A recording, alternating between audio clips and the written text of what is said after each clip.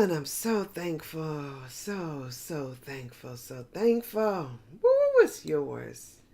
Your breakthrough. Your breakthrough is here today. I love it. Oh my goodness. I am so grateful that I get to come in here. Ooh, and talk and be so full and to know the truth about it even before any of this stuff shows up. I'm so grateful, so grateful, so grateful. I am, thank you, thank you, thank you, thank you, thank you, thank you. I am so grateful. Y'all, I am holding in my heart a blessing for you.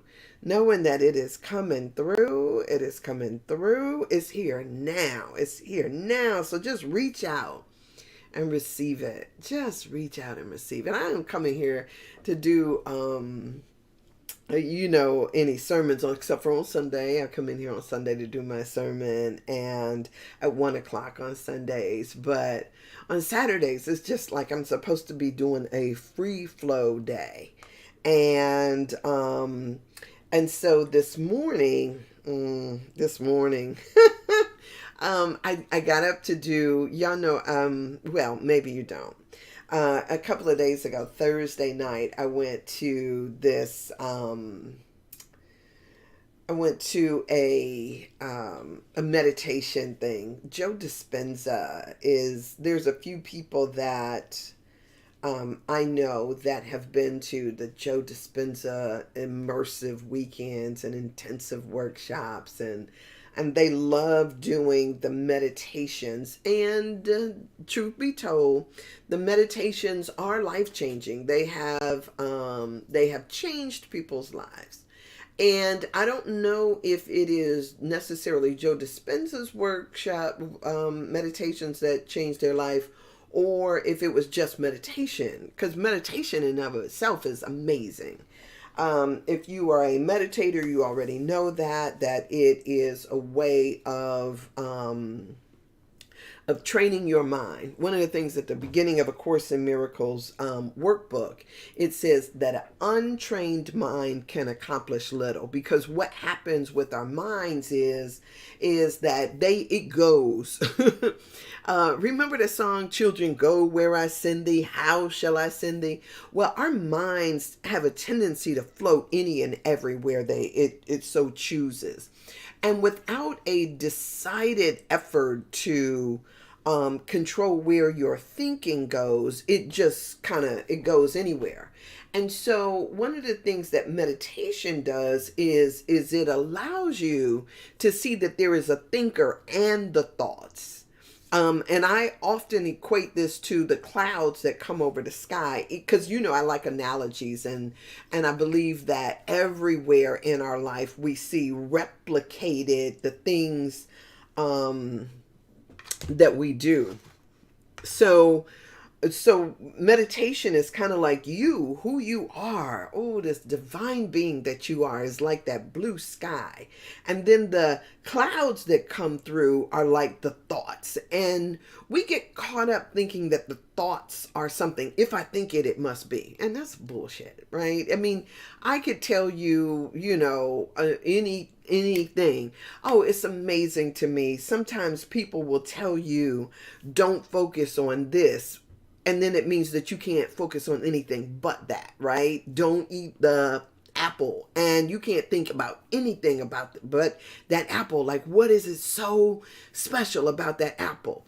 You tell somebody don't do, and it becomes the thing that they focus on the most, because it just depending on your spirit, right? I have what I would call a rebellious kind of soul. It doesn't do well to confinement or restrictions and all that stuff. I've got to figure it out for myself. So when you meditate, what you see is you see that there is a thinker, and then there's the thoughts. Good morning, Kim, darling. How are you? You see that there's the thinker and the thoughts, and then you get to select what it is that you give your attention to, what you are, giving your energy over to. So it is so for me, meditation was so empowering. So when I say that, I don't know if it's Joe Dispenza's uh, meditation so much that have been life transformative for people, or meditation in general. And so when I went on Thursday, I made this commitment that I would sit for an hour every day and listen to this Joe Dispenza meditation. Because it's I like experimentation. I like stuff like that. You give me a set amount of time, and it's like we're going to run an experiment to see if there is some transformative power that happens within that set amount of time. I can do that, right? And so I've been getting up earlier. Ooh, if you can imagine that. I got up a little late today. I got up at 6 today, and I did my meditation, which meant I left off my journaling for today. And I could always do that through the course of the day if I so choose. I don't know that. I don't know that that's like, sometimes it's nice to come and put things down on paper, but other times it's just like I'm just like chronicling what my thoughts were or whatever. It just depends. And I never get up there and say, "Oh, I'm so frustrated with myself. I didn't do," or I never like put stuff like that down in my journals. I don't. Yeah, I don't do a lot of that stuff, but I do journal regularly every day, really. So anyway, so I did my thing, and so I come in here with such a high. Like, I just, one of Joe Dispenza's thing is to say that at the end of the meditation, he talks about, and this one, if anybody is interested, is, I think it's called New Potentials Meditation. And it's on YouTube. And if you so choose, it gives out kind of this directions about, what it's for. That once we recognize that we live in this energetic field, and that our mind is pure energy, so we are releasing this attachment to our bodies. The bodies are what, almost like matter, keeps us in habitual patterns. And so we're transcending this so that we can be out there and then be in the creative realm. You create, and then you come back into your body. So it takes about, the meditation is an hour, but if you are interested at all in finding ways to transform your life and your experience, and I don't know what other people deal with. Sometimes it is those psychological stuff that gets to you, the thinking stuff.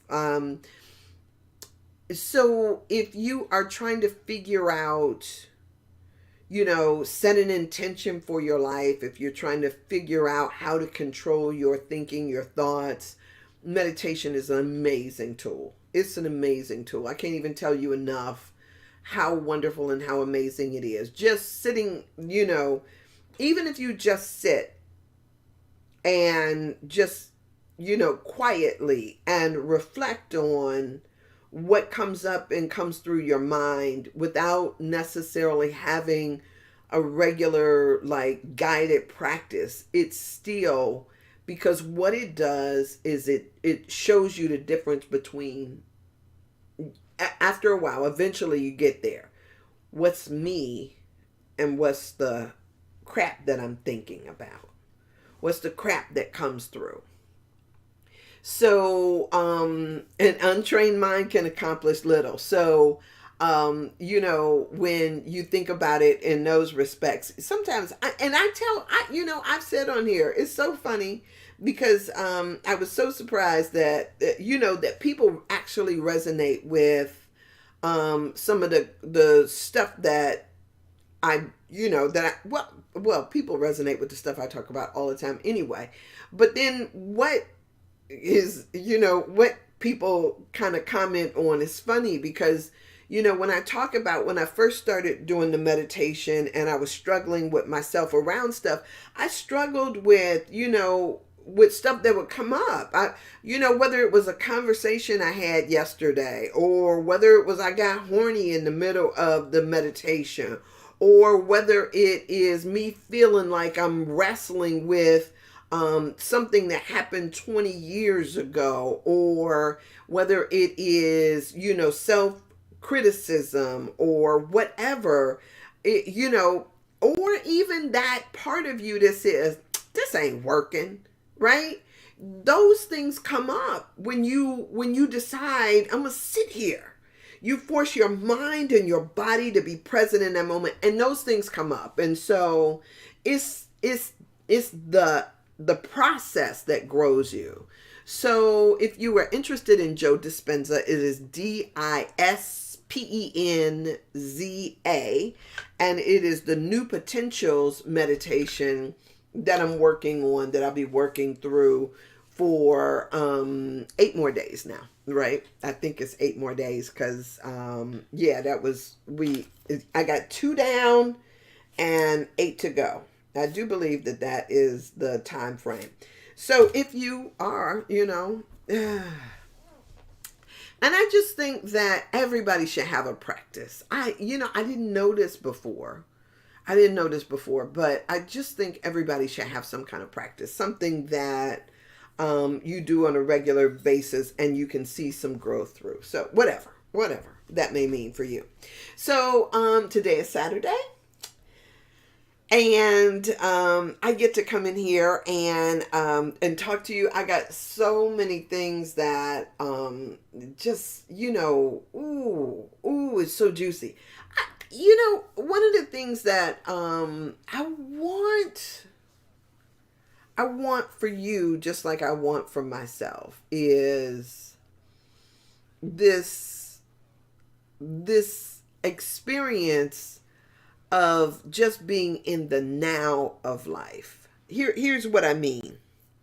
Sometimes we get to a certain age and we think that we are at the tail end. Like, oh, I wish I'd have done this when I was younger. Or you get this idea that you're too old to do certain things. I want to absolve you of that kind of thinking. I want you to be in this excited state, like you've got everything before you, all possibilities right here before you.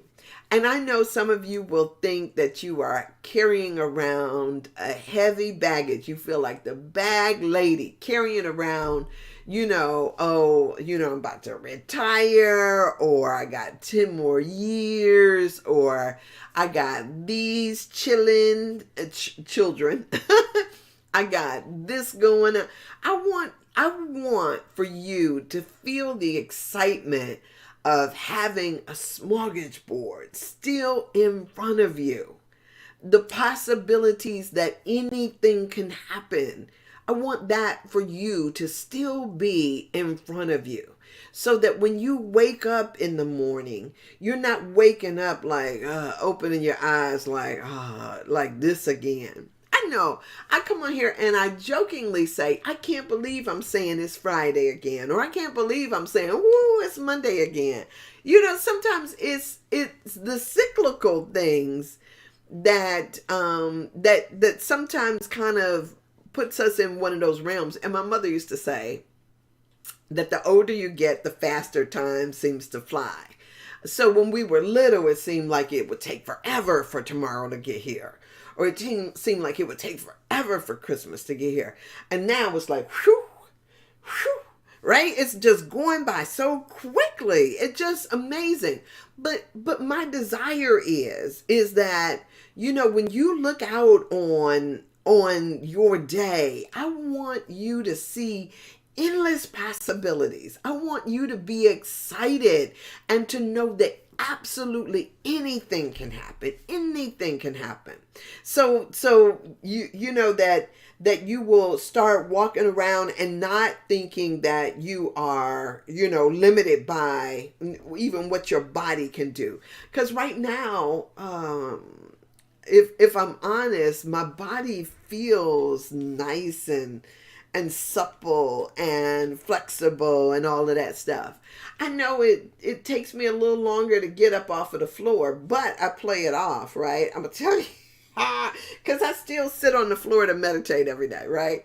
I play it off because what I do is when I get done with my meditation, I roll onto my knees and then I do some push-ups. I do 21 push-ups, right? And then I push myself back into a child's pose. And then I stretch my body and all of that stuff in the child's pose. And then I toot my butt up so I could get in a downward dog. And then I stay in that downward dog position for a minute. And then I crawl my hands back and then I'm in a forward fold. And then I'm up and I'm like, dang, good. It's not like when I was taking gymnastics, right? When I was taking gymnastics, I didn't even have to think about the process of getting up. Now, getting up is step by step by step, right? And it's all good. It's all good. Because one of the things that I know is when I am listening to my body and standing in appreciation with my body, I don't need to struggle against it. I don't need to sit there and think, what it's not doing or anything like that. I want to be, y'all know I watched The Wiz last weekend. I want to be like Nipsey Russell, slide some oil to me. And as I move my body and just kind of like, even in my joints, just kind of, circulate that, I feel like I'm sliding some oil into the certain spots. And it just, so this idea of not being limited by what your perceptions about what your abilities are is, as we change our minds. I want to, even loving on your body, right? And y'all, I recognize, y'all might say, Sandra, you can talk all of this stuff today. And for all we know, this can happen tomorrow. Sure, but I'm going to live fully now. And that's what I want for you. I want you to live fully now, not sitting there thinking that your actions, your choices are predicated upon what happened before, but rather live in this right now moment. And in this right now moment, declaring it good. And even if you don't yet believe it, if you speak your word for it, right? Because your words cannot return unto you void. Once you speak your word over things, then that has a transformative thing. It's saying, hey, universe, get in alignment with what it is that I am now speaking. And then keep speaking it until all of a sudden, like me, I was saying stuff, saying it. And then all of a sudden I was like, because I would walk around the track in the morning, walking around the track, and I'm saying, I love me unconditionally, and everything I do is good and very good, and I am prosperous now. And I would say that every single day, walking around the track. It was my beat. It was beat, beat, beat, beat, beat. It kept me in motion. It kept me going. And then one day I'm having this conversation with somebody, and I was talking about, loving myself. And I was like, I thought to myself, like, damn, when did that happen? When did it come from me trying to program myself to love myself to me actually loving myself?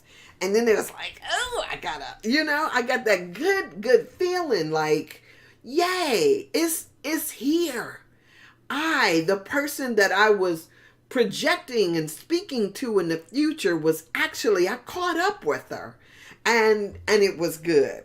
So whether you are doing it in the mirror, right, saying I love you in the mirror, or whether you are doing it where, while you're exercising or walking or whatever it is, to speak words over yourself is so powerful.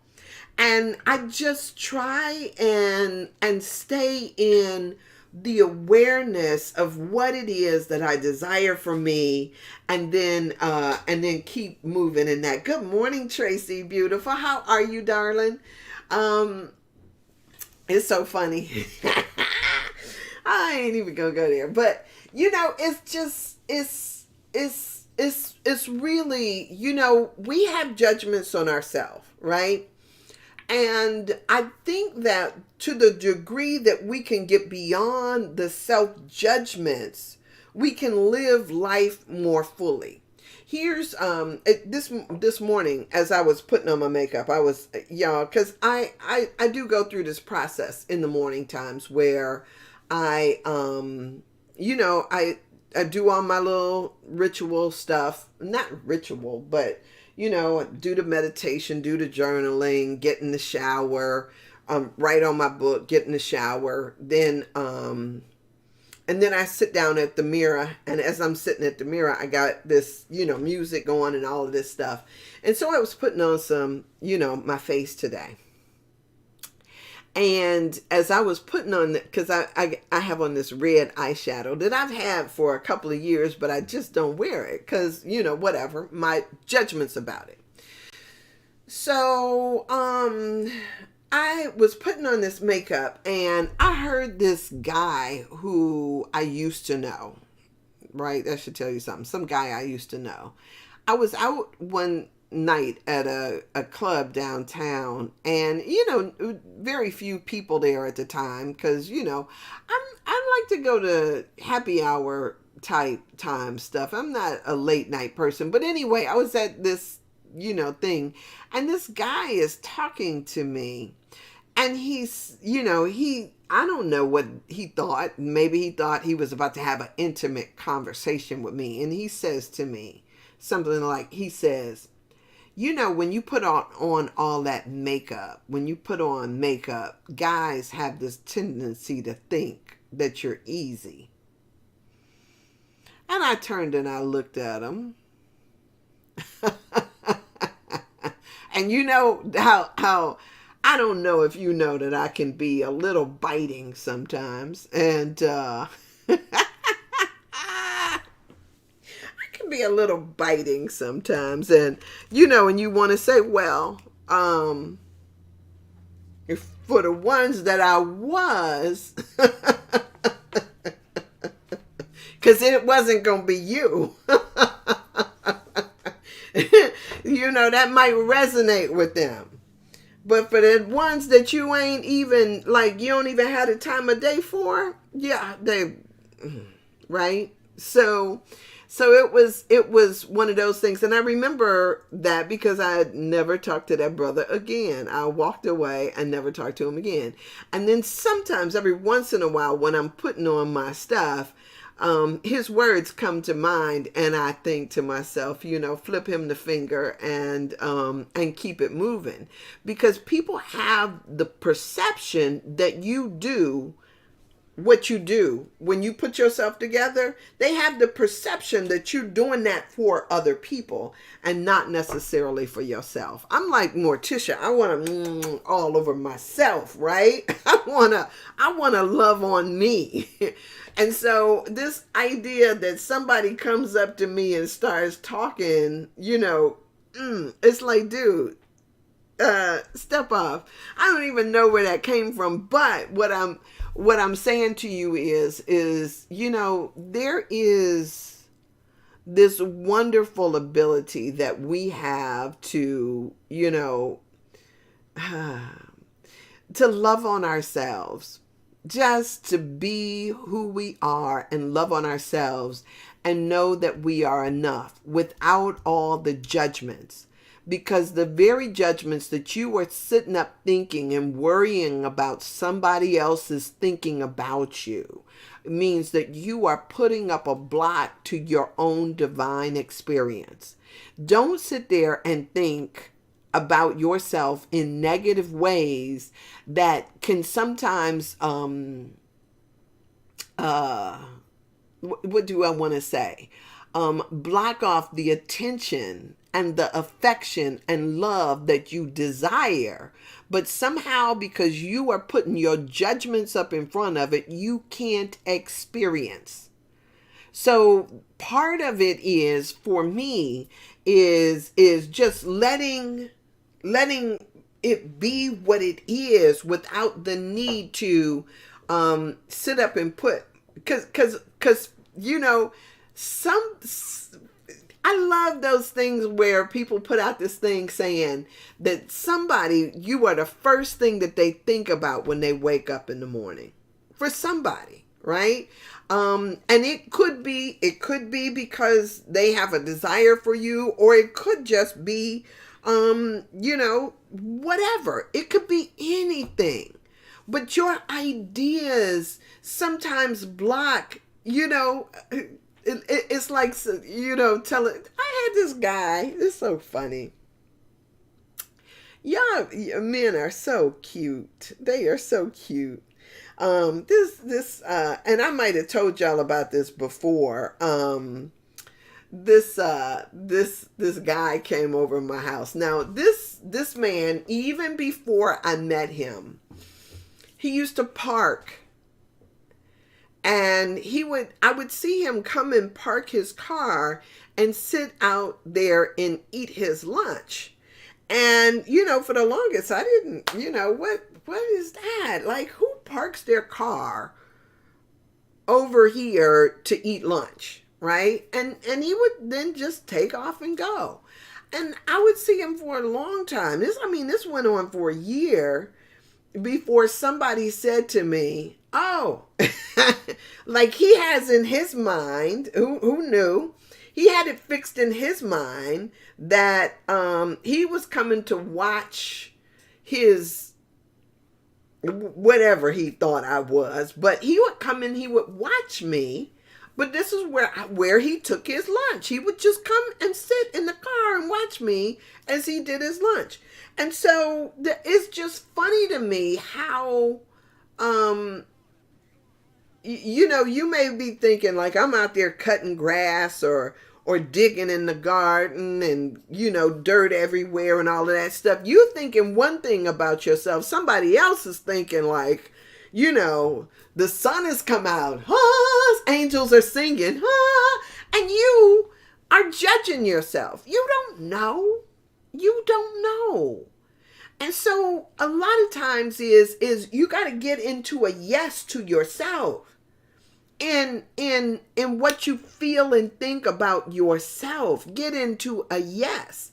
And if you've got issues, then those are the things that you work on whenever you're meditating, or if you're journaling or something like that. If you got issues with yourself, if you have issues with yourself, not if somebody else does, not if somebody else tells you, oh, you're to this or to that. If you have issues with yourself, those become the things that you work on, and not necessarily somebody else's estimation of it. Because somebody else might be thinking that you are the bomb diggity. The bomb diggity.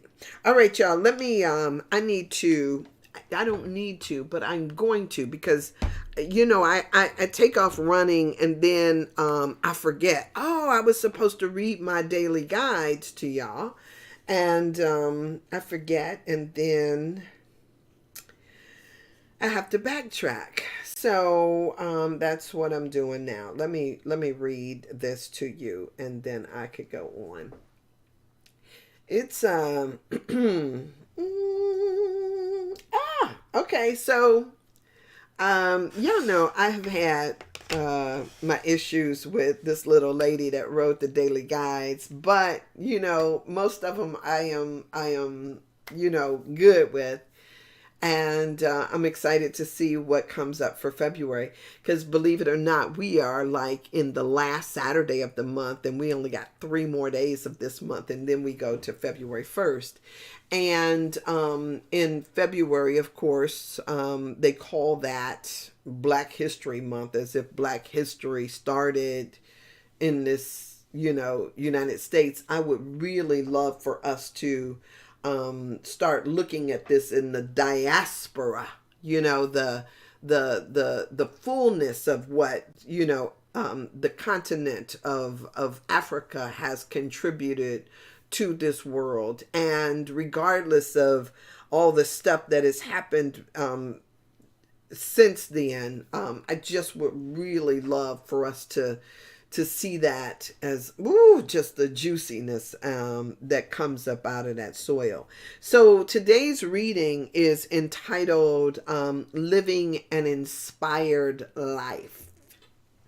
Living an inspired life. If you could just, what would that mean for you if you were living an inspired life? If you were to like thinking about the juiciness of life, if you were like I started off talking about, looking before you and seeing all of these amazing possibilities, what would that life look like for you? And I want you to dream not based on what you've done already, but dream like bigger than that.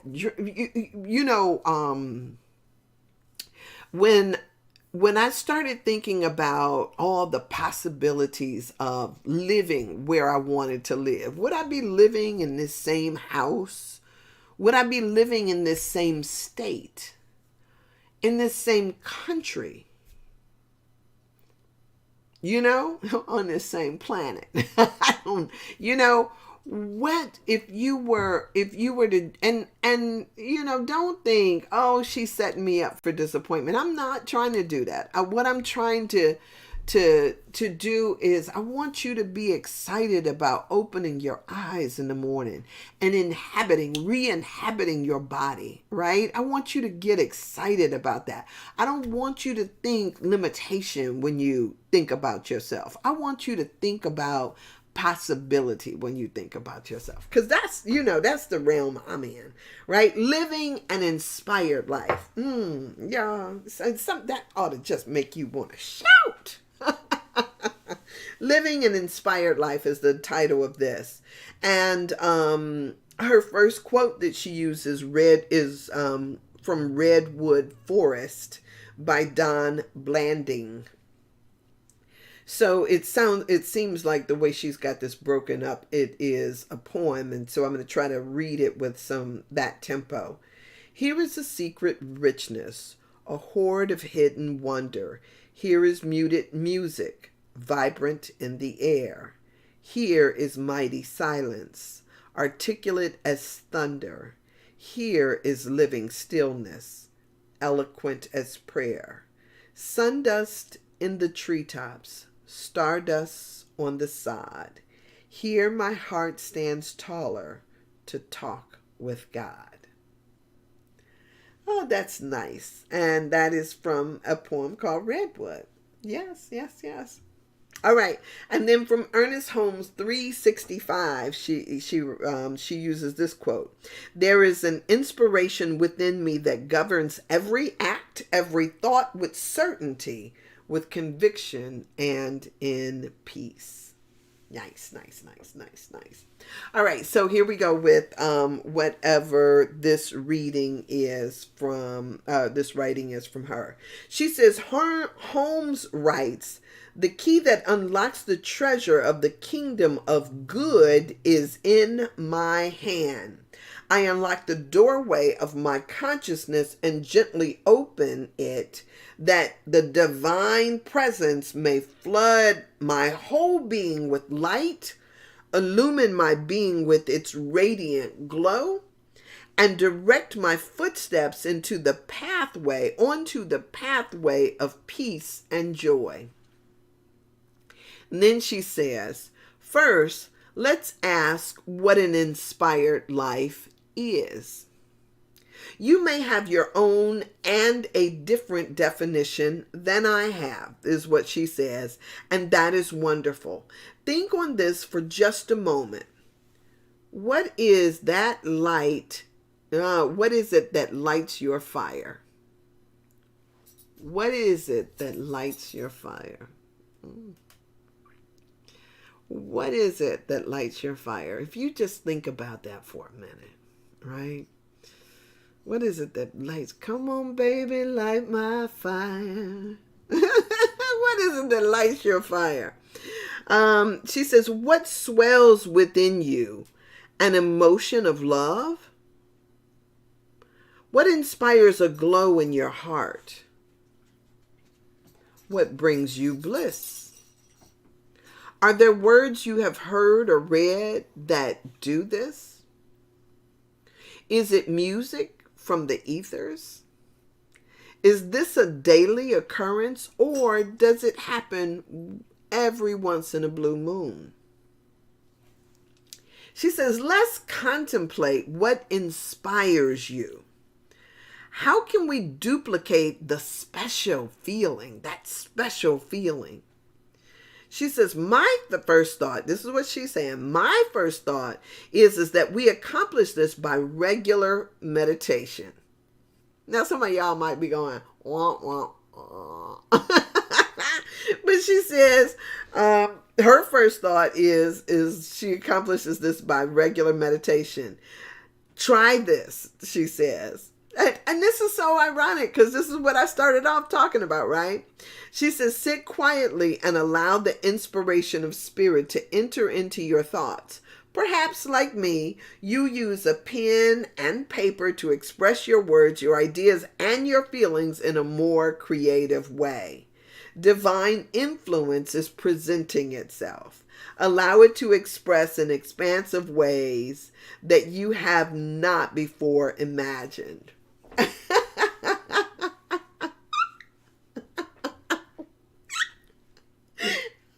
Tickled me. It's all good. It's all wonderful and good. But think about for you what it means to live an inspired life. What would that look like for you? It may not look like sitting on a cushion. While I say that my day starts on a cushion, it may not be that for you. So the affirmation, but don't disregard it though. Don't disregard it, because I think that we find plenty of information by sitting on that cushion. So the affirmation that goes with this is I rest in the arms of the beloved and allow the inspiration to flow through me. So that's good and that's cute. That's but this is where I started at today. And so if you see that it brings me joy and that I'm not some stick in the mud and all of that stuff, great. And I will tell you that the contemplative life leads to some very different things. Some people will have some people are the type that will, just kind of, not even have a care in the world and think that their level of fun is their level of fun. That's cool. I got no judgment on that. But there will be other people who just like to go deeper. I know that sometimes one of the best things for me is sitting around with, and I haven't done this in a long time. When I was younger and first out of college, we used to have this group called NIA, NIA, which is, of course, out of one of the principles, the Nguza Saba, from out of Kwanzaa, right? and Vicky and me and Joe, and there was a whole bunch of people. I mean, we would have lots of people, and we would get together as young college grads or whatever, to have these amazing discussions, right? And sometimes we would have 30, 40 people, and bringing in food, and we would all get together and just kind of have these wonderful discussions and talks, and it was good. It was one of those things where you could kind of exercise and stretch your thing, but and it was cool. But after a while, what you realize is that some people were just talking for the sake of hearing themselves talk, right? And that's always funny and amusing, because they, when you're talking just for the sake of having the floor or wanting to be heard, a lot of times what you're saying is nothing. And so this idea of having living a contemplative life means that you don't go into a place trying to respond to somebody else's thinking, but rather you've already got a body of thought that is your own. And what you're doing is when you go into those places, into those spaces, sometimes what you're doing is you're tweaking thought, or you're exploring thought, or you're listening to thought. But it doesn't mean that you are there trying to think what you think, or trying to have a thought or find a thought in the midst of things. And so I used to love to sit back with a glass of wine as I imagine, the some of the, I don't know if people did this of old, but just to sit back and just listen and contemplate, and then respond and see how it fits. It's almost like going to the trying on an idea and then taking it off and be like, yeah, it doesn't jibe with what I know. Now I come from a very different space, because now I feel that I am like the where I'm at in my life now. I know that the information that I receive doesn't just come from out of a book, or from off the news, or from a program or a TV that I watch, but rather it comes to me from up out of the ground, or it blows by on a breeze, or it comes to me through a butterfly that lights upon my path. It is that I am open to a universal conversation that I had never had the audacity to have before. And so I get to sit on the cushion and to have these experiences and have them speak to me in a very different way. And so one of the disservices that I think has been done to us is this notion of how we need to engage with thought. There was a woman at the meditation thing when we were there the other day, and she started talking about how how she counsels people, and she says that you got to have a plan, and you got to write down your plan, and you've got to do this, and you got to do that. And I was thinking to myself, how confining it is when somebody tells you the way that you have to approach an idea. Like, even to say, oh, you got to footnote these ideas. Somebody else had to say it before you can say it in order for it to be valid, which means that now the spectrum from which you can choose from is just gotten smaller. And wonder if I tell you that the worm told me this, or my compost pile inspired this thought. Can I footnote that? Can I footnote the breeze that blew past me, carrying this particular smell that reminded me of a time when I was walking the street in Italy and I saw this occurrence, and I put this and that together and I brought it together and I got the bang, right? Who's to say that somebody else had to say it, or that I can only get it from these particular sources? And so what we've done is over and over again, we've put people in and we don't even recognize it because we call it education. We call it these institutions of higher learning. We call it this particular type of thought. But thought doesn't only come from what some white man said before. It does not only come from those places. It comes sometimes from the very grass or the very ground of our being. Sometimes it comes when we hug a tree. So who's to say I got to make a plan the way you tell me I got to make a plan? Who's to say that the only information worthy of being shared is the information that you can put into words? Y'all know that most of communication is not even verbal in the first place. And so even, we look at one another, we feel one another. I was out with my niece and my nephew yesterday. And it was so interesting because my niece comes over to me and she says to me, we were at the store and she says to me, she says, Aunt San, she was like, when I walked past that man over there, she said, I smelled on him cigarettes and I smelled alcohol and I smelled, she was telling me about what she sensed from that man.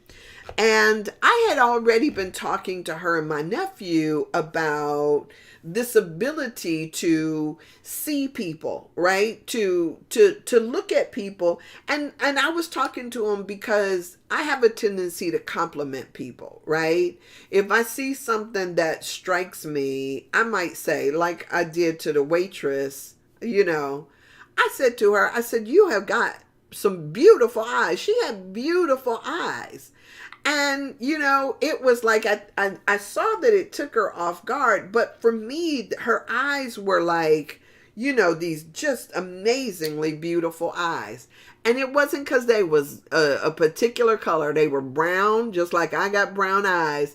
But there was just such a deepness about them. She didn't even have on any makeup, right? It was such a beautiful deepness about it. And as I talked to her, what I found out was that she did horse training. And so then I saw some stuff in her spirit that kind of spoke to that too. Neither here nor there, but I was having a conversation to them about compliments and about really seeing people so that when you do give somebody a compliment, it's a real compliment. It's not just something that you're saying, oh, that's so pretty or something. I said, you need to really see him. So she comes and she's talking to me about this man that she just walked past. And she said, I smelled cigarettes and I smelled alcohol. And I said, okay. I said, okay. And so what does that say to you? Right. And she kind of pulled back, because at first she was kind of leaning in to whisper it.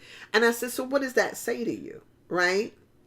And so what I want people to understand is that there is, whether it is an actual conversation or just how something impacts you, right? How do you, as a 12-year-old, first off, to notice like, okay, so I know what alcohol smells like. I know what it smells like in somebody's body. Right? Most of us do, especially by this age. We know what it smells like on somebody's body.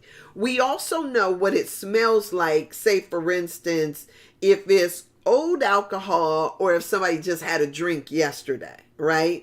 Whether it's old alcohol, meaning that this is probably something that's sweating through your pores and that you have on a regular basis.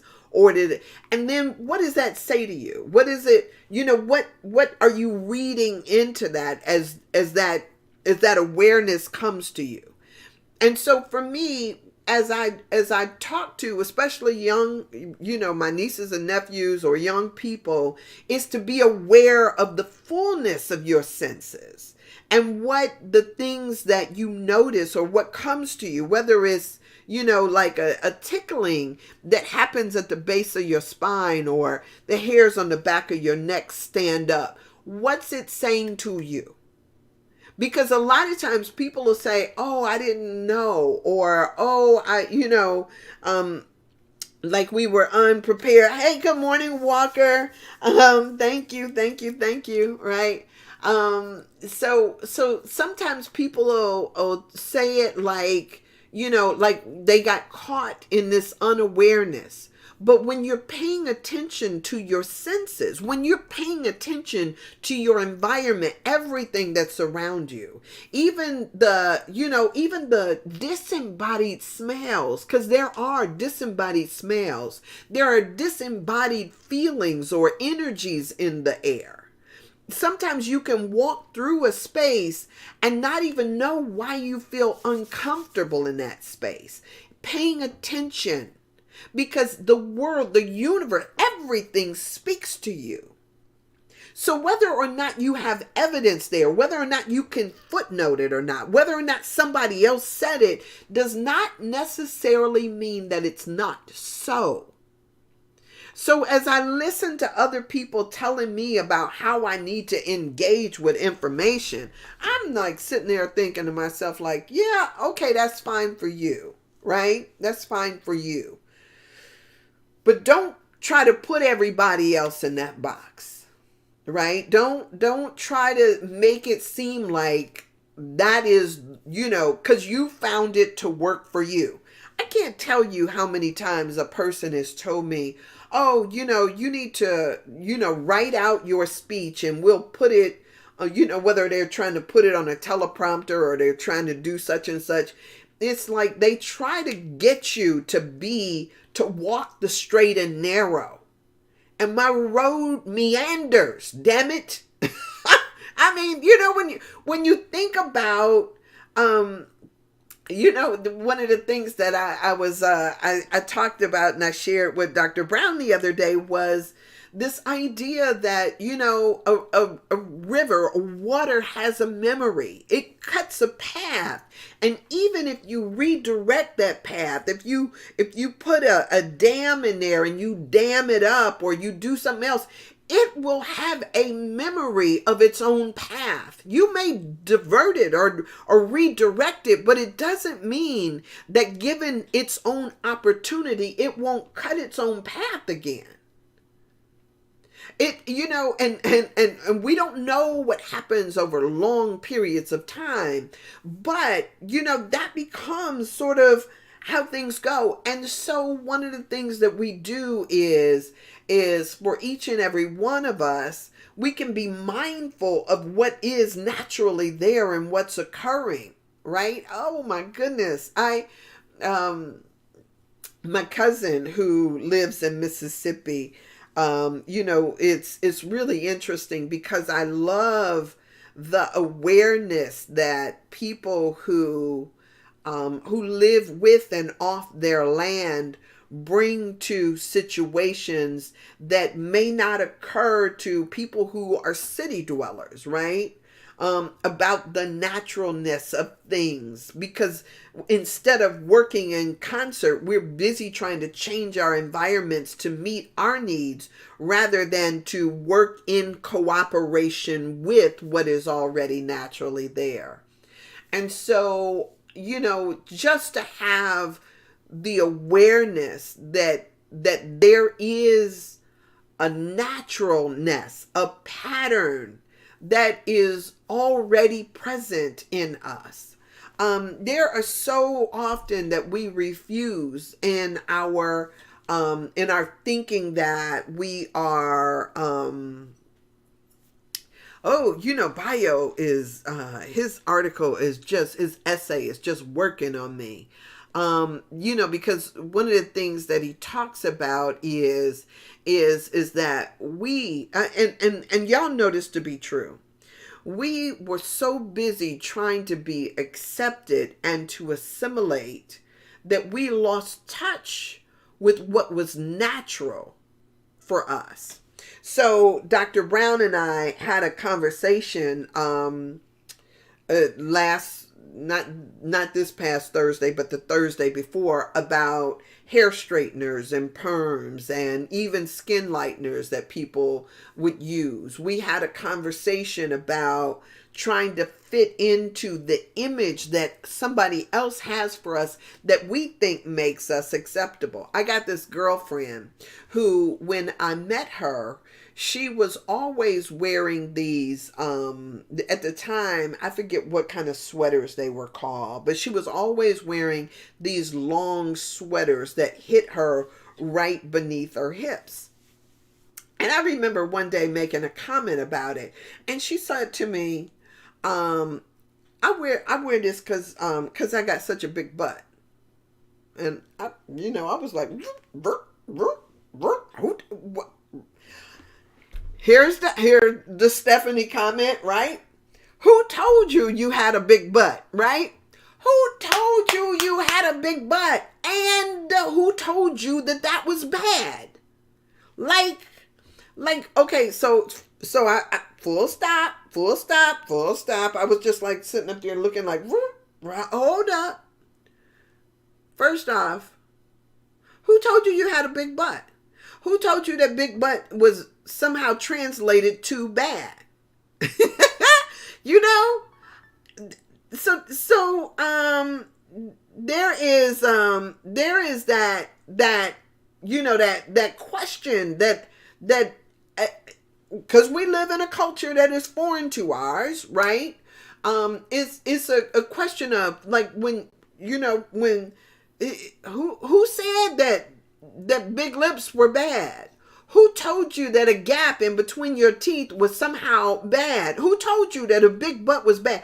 This woman told me one time, I'm walking through Randall Mall, and this woman says to me, "Oh, I got big legs like yours, but I would never wear shorts. I would never wear such and such. I would never do that." And I was like, well, if I was you, I probably wouldn't either. But these in my community, I'd be like, girl, who gonna take the girl with the skinny legs? In my community, you better get on back with that. Go ahead. I'm not into your judgments, right? It took me a long time to accept my own legs. I had a kid when I was in, junior high school? This boy came up to me and he said, "You got football legs."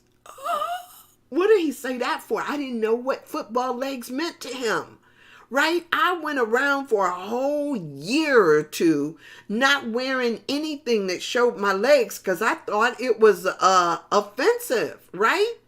And then come to find out, what? Right? Big legs and all, right? Big legs and all. Here I am. And this girl, we grown now. We gotta be in our 20s. And she telling me about she wears long sweaters and jackets because she got a big old butt. Who told you that? Who told you it was bad? And so, there's the thing of, and this is what I was talking about earlier, don't get in the way of somebody else loving you and all you got because you think that somehow somebody told you got judgments on it. Just be you, boo. Do you and just let it be what it is. And if somebody just falls in love with that big round bodacious butt that you got, so be it. But we don't get there as long as we're stuck in our judgments about it. As long as we're stuck in our, thinking that somehow the way we see it is it's gotta be. It's not. So when when we start talking about this idea of like God didn't make a mistake when you were created. Whether you want to think it was God or just your parents or however you want to think it, there was no mistake. And so sometimes when I look at it and I get caught in my stuff, my judgments, even about me, myself, I sit there thinking to myself, like, okay, yes, yes, yes, I can go. Y'all, I don't know if you have seen me, but I could go get an amazing tan. And oh my gosh, I love my skin when it's that golden bronzy color and just ooh. But I'm the pale complexion that I am, and I'm like, okay, it couldn't have been a mistake. It's got a purpose to it. I may not it may not have been my preference. I may have wanted to be, have a darker hue, but it is what it is. And rather than me get caught up in, trying to think something is inherently wrong with it, let me just roll with what I got and trust that, whatever it is that, it enabled me to do or whatever, I just be in that space instead of trying to think that somehow I know what was supposed to be. It is what it is. It is what it is. And so at times we just have to learn how to love what is, big butt and all. And so don't wait for somebody to make a song about it or come up to you and tell you right? And even when somebody attempts to tell you something, right? Hold up, right? I'm loving on me. I ain't got time to hear what you got to say about my stuff. Because then all of a sudden you hear people talk about,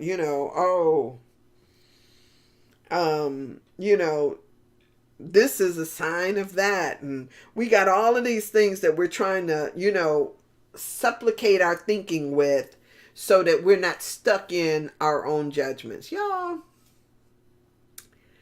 it is what it is.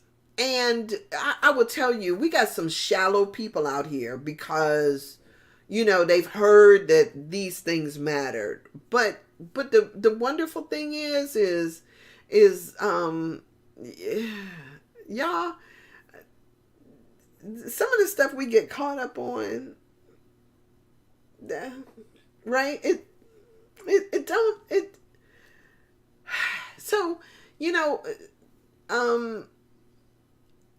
I love, I'm always talking about, or I used to always talk about, I haven't talked about it in a while, but I love these little tiny prayers that we make. God, help me see this person as you see them, right? Help me see what you see, right? Because sometimes if you don't see if I don't see the beauty in myself, like, help me see. Help me see the wisdom in these words. Help me just ask for the guidance. Ask for the question. Ask it, right? If it's your big old feet, God, help me see the good in these big old feet, right?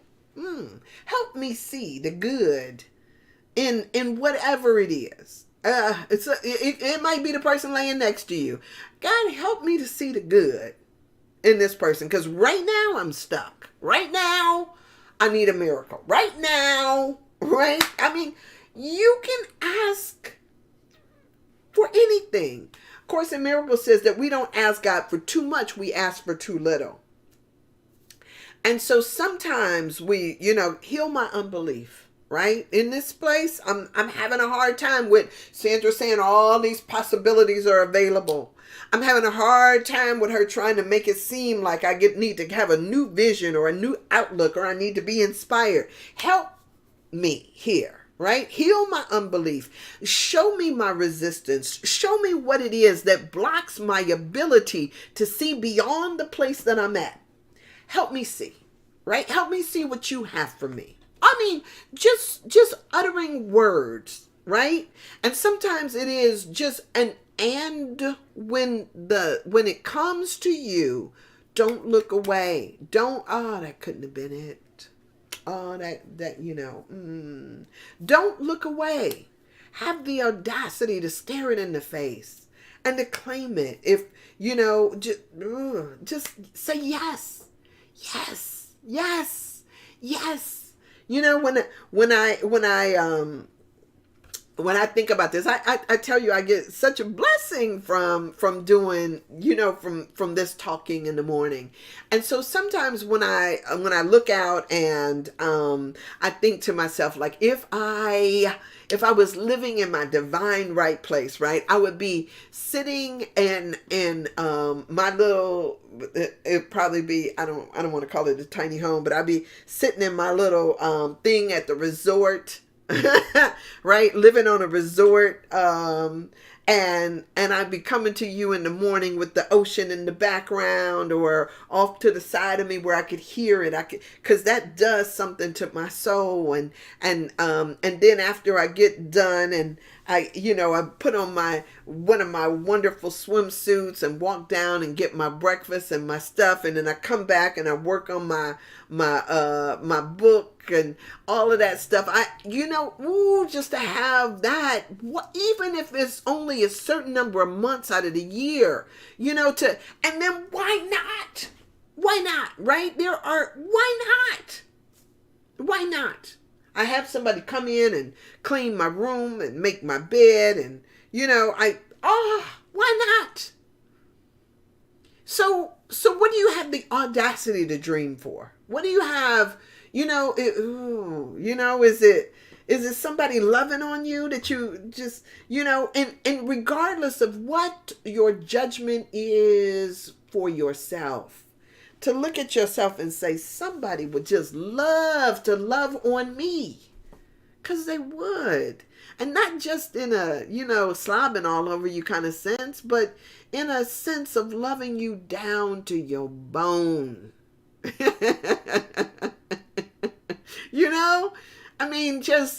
Just being,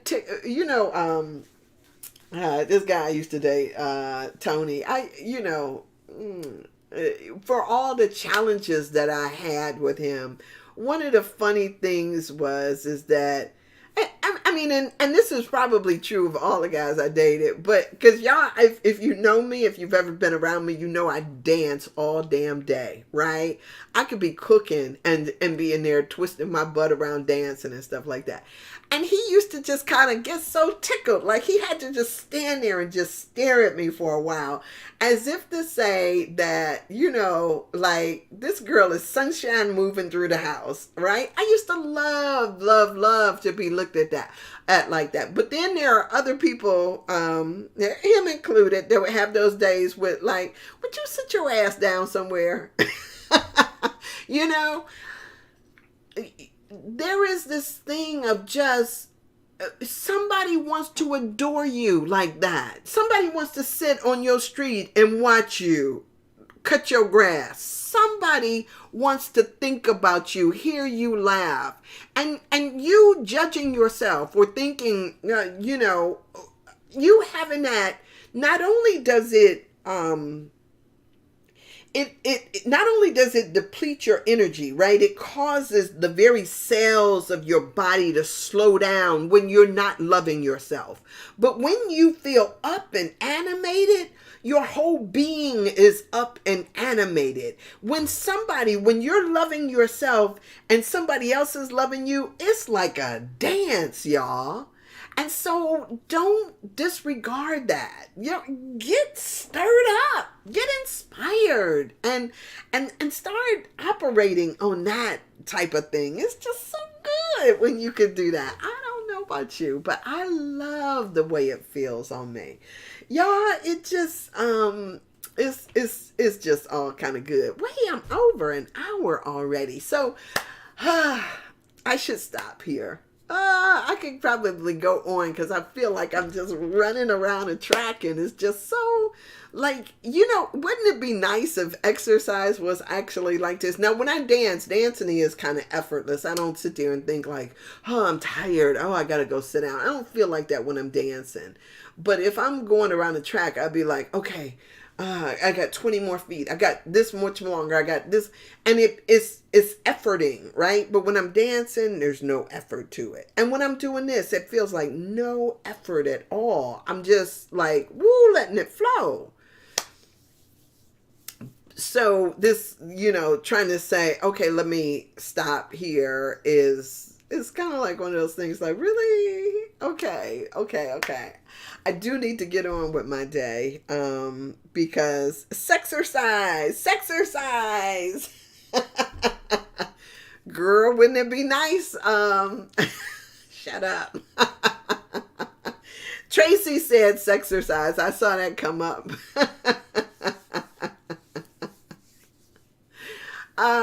Anyway, it's but and I will tell you that it is beautiful to all of it is just beautiful, right? It's just life is beautiful. And but I want you to make a decision that it is. I don't want to try to convince you that it is. I want you to decide for yourself that this life, your life, is just beautiful and magical, and begin to speak to that, right? Just because it is. It really is. And if you're not seeing it, God help me to see this differently. Just utter the words, just help me to see the beauty in myself that this woman sees in me, right? Because I see it, whether I see you here or not. I see beauty all around me. And one of the things that I think I don't know what the scripture was, but there was this thing of, like when it talks about Jesus looking past what was obvious to the truth.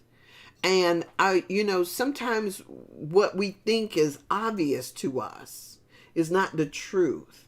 Let's look past their judgments about things to see the truth. Let's look past our, what somebody else has said. If somebody has told you that you're too light or too dark or too fat or too skinny or too something, right? Let's look beyond that. Your butt is not too big. It's perfect, right? Your hair is not too nappy. It's perfect. Nothing is too anything. It's perfect for where you need to be. It's only by accepting what is that we can get to past it, see past it to the truth. Oh, y'all, this is, it's so good. It's so good.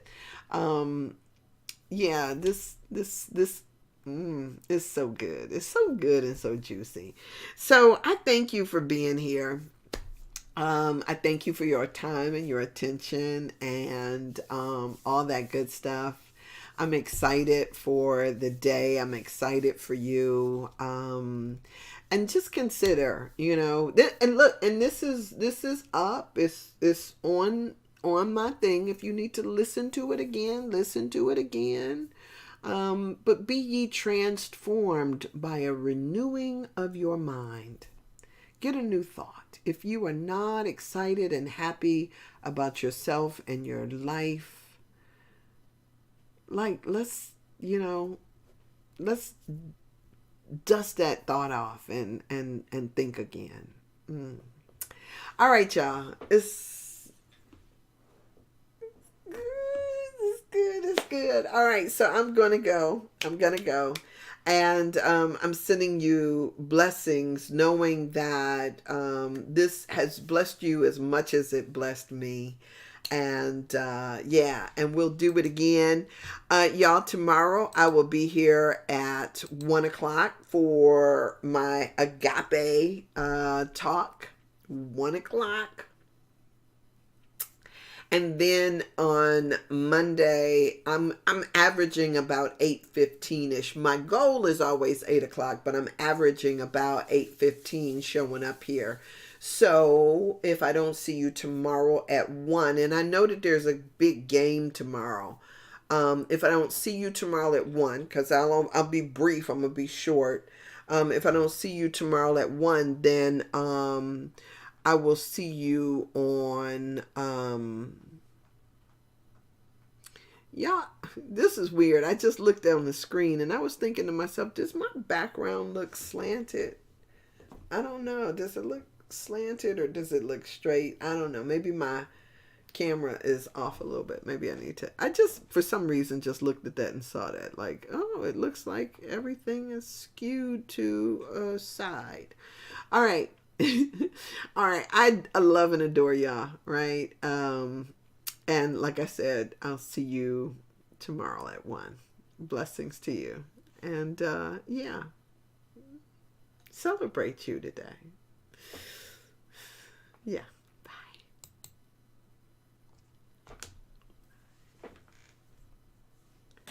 Is it off yet? Nope. You still seeing me. All right, this thing don't want to let me go. Never can say goodbye.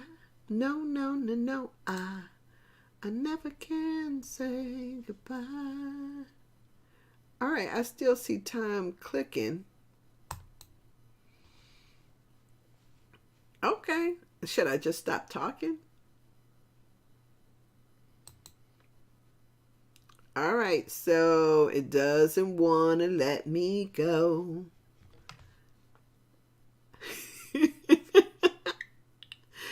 This is hilarious.